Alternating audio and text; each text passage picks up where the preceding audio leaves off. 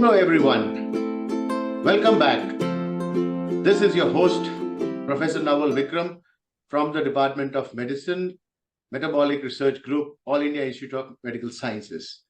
Today, we would be discussing about another topic in the series of the videos on the occasion of World Obesity Day. For this, we have today with us an expert, Dr. Prayas Sethi. Welcome, Dr. Prayas Sethi. Hello, everyone. Thank you, sir, for having me here as a speaker on this important aspect of obesity, that is the comorbidities in obesity.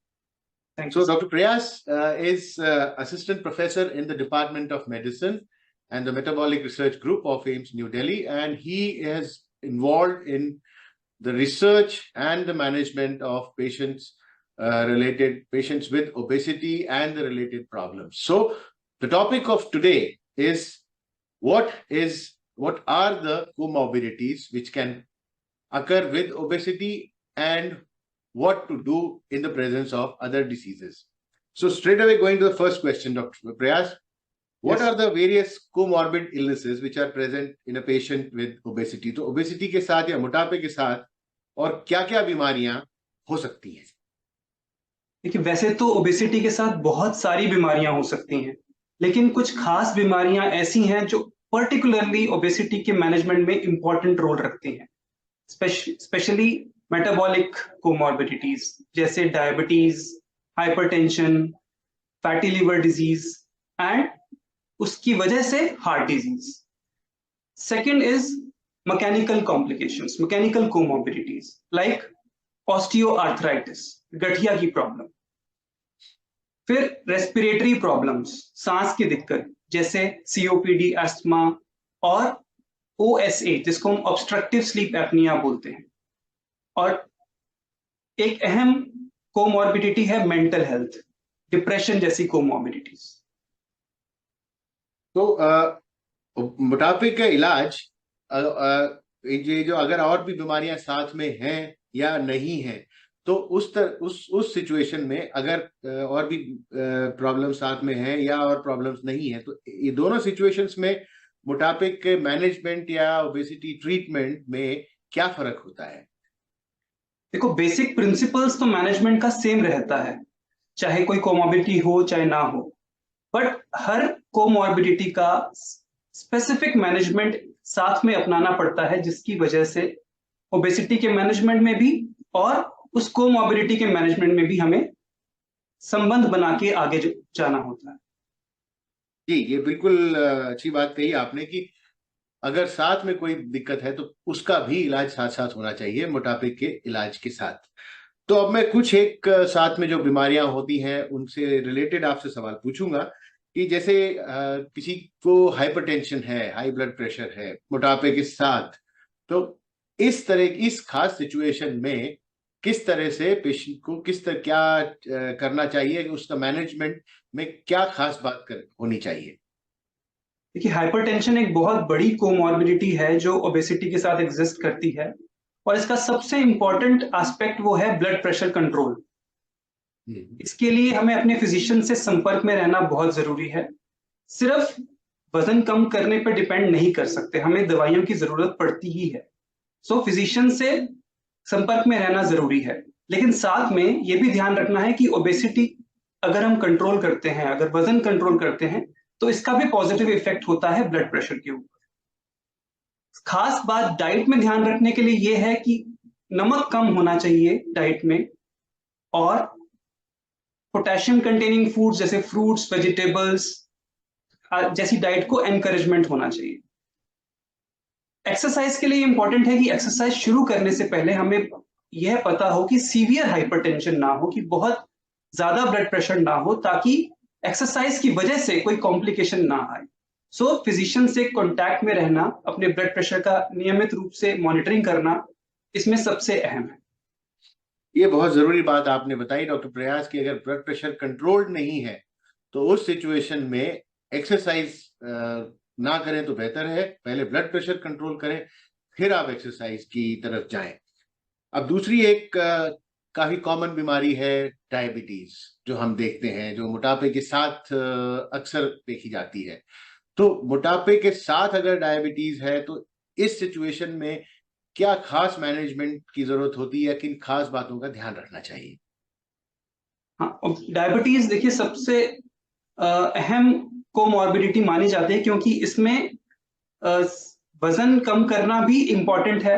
वजन कम करने से भी diabetes control होता है। So basic principle जैसे पहले भी बात की सेम रहता है कि वजन कंट्रोल करना है, लेकिन साथ में डायबिटीज मैनेजमेंट का ध्यान रखने के लिए डाइट और एक्सरसाइज में कुछ खास बातों का ध्यान रखना। डाइट में कार्बोहाइड्रेट डाइट में कॉम्प्लेक्स कार्बोहाइड्रेट, फैट डाइट में अनसैचुरेटेड फैट्स और एडिक्वेट प्रोटीन और फाइबर डाइट का होना जरूरी है। डाइट में टाइमिंग्स का ध्यान रखना बहुत जरूरी है, क्योंकि कुछ पेशेंट्स ऐसे होते हैं जो दवाइयां ले रहे होते हैं शुगर की। ऑलमोस्ट सभी मरीज दवाइयों पर होते हैं, तो ऐसे पेशेंट्स को टाइमिंग का ध्यान रखना जरूरी है कि किस समय उन्हें खाना खाना है और दवाई खानी है। बाकी एक्सरसाइज के लिए इंपॉर्टेंट है कि हम डायबिटीज से रिलेटेड जो कॉम्प्लिकेशंस हैं उनका ध्यान रखें। जैसे रेटिनोपैथी है, उस केस में आंख पे फंडस पे इफेक्ट होता है, रेटिना पर। तो उस केस में हमें हाई इंपैक्ट एक्सरसाइज जो कि स्ट्रेन डालती हैं आंख में, उसको अवॉइड करना चाहिए। जैसे जंपिंग, स्किपिंग एक्सेट्रा, ये सब एक्टिविटीज अवॉइड करनी चाहिए। और लो इंपैक्ट एक्सरसाइज जैसे स्विमिंग वगैरह वो कर सकते हैं।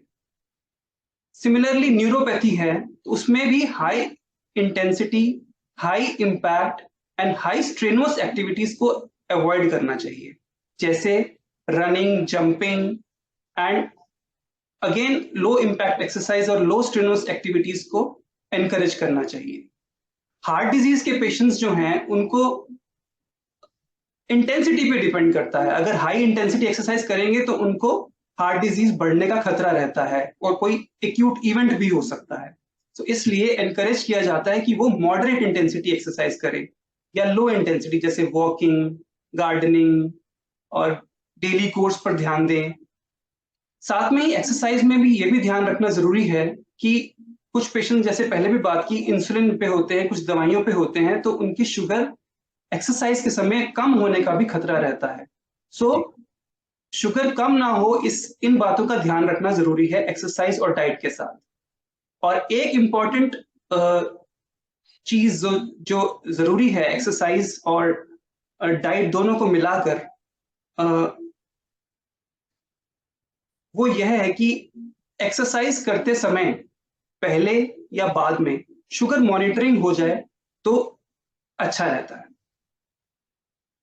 साथ में एक फिजिशियन से परामर्श लेना और अपना एक्सरसाइज प्रोग्राम स्टार्ट करने से पहले हार्ट का चेकअप कराना और बाकी कॉम्प्लिकेशंस का ध्यान रखना, दवाइयां किस समय लेनी है और उससे कितनी देर पहले, खाना खाने से पहले लेनी है, खाना खाने के बाद लेनी है, इन चीजों का अपने फिजिशियन से संपर्क में रहकर हमें जानकारी ले लेनी चाहिए। जी, ये बहुत जरूरी बात है जो आपने कही कि अगर डायबिटीज या हार्ट डिसीज है साथ में, तो आपको पहले अपना चेकअप कराना जरूरी है कि आप एक्सरसाइज कौन सी कर सकते हैं, कितनी कर सकते हैं, ताकि आपको एक्सरसाइज करते वक्त, एक्सरसाइज के बाद कोई कॉम्प्लिकेशन ना हो या कोई प्रॉब्लम ना हो। अगला सवाल मैं आपसे पूछना चाहूंगा कि अक्सर कई कई मरीज होते हैं जिनको दमे की या क्रॉनिक ब्रोंकाइटिस या इस तरह सांस की कोई भी तकलीफ होती है, मगर उनको मोटापा भी हो सकता है। जैसे उनकी एक्टिविटी कम हो जाती है, उसकी वजह से मोटापा हो जाता है, या मोटापे की वजह से भी सांस में दिक्कत हो सकती है। तो ऐसी सिचुएशन में क्या कर सकते हैं ऐसे मरीज, जिससे कि वो एक्सरसाइज भी अपनी कर सकें ताकि वो अपने मोटापे पे काबू पा सकें? ये एक्सरसाइज के साथ और सांस की दिक्कत, सांस, अगर किसी को सांस की दिक्कत है तो एक्सरसाइज करने से उनको सांस में और दिक्कत भी आ सकती है। सो अक्सर ये मरीज बोलते हैं कि मेरा सांस फूल जाता है तो मैं कैसे एक्सरसाइज करूं। तो इसके लिए दोनों मैनेजमेंट जरूरी है। सांस की बीमारी अगर एग्जिस्ट कर रही है तो उसका इलाज जरूरी है, और साथ साथ वजन कम करने का भी बहुत इंपॉर्टेंट रोल है। अक्सर जो सांस की बीमारियां साथ में देखी जाती हैं वो अस्थमा, सीओपीडी या एक इंपॉर्टेंट बीमारी जो कि ऑफन इग्नोर भी की जाती है, वो है OSA, ऑब्स्ट्रक्टिव स्लीप एपनिया, जिसकी वजह से रात को सांस में दिक्कत आती है, क्योंकि सारी मसल्स, जो नेक मसल्स हैं, वो रिलैक्स हो जाती हैं, उसकी वजह से सांस की नली में ऑब्स्ट्रक्शन आ सकता है। सो उसको कंट्रोल करने के लिए पहले हमें ये जानना जरूरी है कि बीमारी है कौन सी। एप्रोप्रिएट डायग्नोसिस जरूरी है बीमारी का। डायग्नोसिस होने के बाद डॉक्टर से उस चीज का स्पेसिफिक इलाज करवाते हुए हमें वजन पे कंट्रोल करना है। वजन के लिए हमें ध्यान रखना है कि वैसे जैसे हमने हार्ट की बीमारी में ध्यान रखा था, हम मॉडरेट इंटेंसिटी एक्सरसाइज पे ध्यान दें, रेजिस्टेंस एक्सरसाइज पे ध्यान दें, ताकि एरोबिक एक्सरसाइज करने से जो कि सांस ज्यादा फूल सकता है, उस पर थोड़ा कंट्रोल रह सके, और साथ साथ वजन पर भी कंट्रोल किया जा सके। तो सांस के जिन मरीज जिनको सांस की दिक्कत साथ में है, ये जानकारी उनके लिए बहुत लाभदायी होगी। और एक और बीमारी के बारे में मैं आपसे पूछना चाहूंगा कि बढ़ती उम्र के साथ जोड़ों का दर्द या आर्थराइटिस या ऑस्टियो आर्थराइटिस जिसे कहते हैं, जो कि घुटनों की दिक्कत होने लगती है, सो अक्सर ऐसे मरीज होते हैं। और मोटापे के साथ, जैसा आपने पहले बताया था कि मोटापे के साथ अगर वजन ज्यादा है तो जोड़ों की भी दिक्कत हो सकती है। सो ऐसी सिचुएशन में अगर किसी को जोड़ों की दिक्कत है या ऑस्टियोआर्थराइटिस है और उनका वजन ज्यादा है, तो वो अगर वो दिक्कत होती है तो वो चल नहीं पाते, एक्सरसाइज नहीं कर सकते, तो ऐसे मरीज अपने मोटापे को का इलाज के लिए, मैनेज करने के लिए क्या कर सकते हैं? जी हाँ, ये बहुत अहम सवाल है, क्योंकि हमारे बहुत सारे मरीज ऐसे होते हैं जो इस वजह से ही एक्सरसाइज नहीं कर पाते, क्योंकि उनको जोड़ों की दिक्कत है, स्पेशली घुटने के जोड़ों की दिक्कत है। सो ऐसे पेशेंट्स के लिए इंपॉर्टेंट है कि हम ऐसी एक्सरसाइज उनको सजेस्ट करें जो कि घुटने पर प्रेशर ना डालें, घुटने पर स्ट्रेन कम से कम डालें। तो एक्सरसाइज जैसे वॉकिंग करने से, रनिंग करने से या जंपिंग करने से घुटनों पर सबसे अधिक स्ट्रेन पड़ता है। तो उसको अवॉइड करने के लिए हम पेशेंट को दूसरी एक्सरसाइजेस जैसे स्विमिंग या साइकिलिंग या स्ट्रेंथ ट्रेनिंग, इस तरह की एक्सरसाइज अगर हम सजेस्ट करें तो वो पेशेंट्स कर सकते हैं, अपना धीरे धीरे वजन भी घटा सकते हैं। जैसे जैसे वजन घटेगा तो शायद वो थोड़ा सा बेहतर, पहले से बेहतर चल भी सकें, तो उससे वो और आगे फिर हेल्प ले सकते हैं चलकर अपना वजन कम करने की। बट शुरू में अगर बीमारी बहुत ज्यादा है तो वॉकिंग, रनिंग, जंपिंग ये सब अवॉइड करना चाहिए। जी, ये बहुत अहम जानकारी है ऐसे मरीजों के लिए। तो डॉक्टर प्रयास, आप हमारे साथ जुड़े, आपने हमें इतनी लाभदायी जानकारी दी, जिसकी अगर मोटापे के साथ और भी दिक्कतें हैं, जैसे हार्ट की, डायबिटीज या जोड़ों की दिक्कत है, तो उसमें हमें क्या करना चाहिए और क्या कर सकते हैं जिससे मोटापे को भी कंट्रोल कर सकते हैं और आप अपनी दूसरी बीमारी को भी साथ में कंट्रोल में रख सकते हैं। तो हमें, मुझे लगता है कि ये जो इन्फॉर्मेशन या ये जानकारी जो हमने इस वीडियो में दी है, उससे कई लोगों को लाभ हुआ होगा।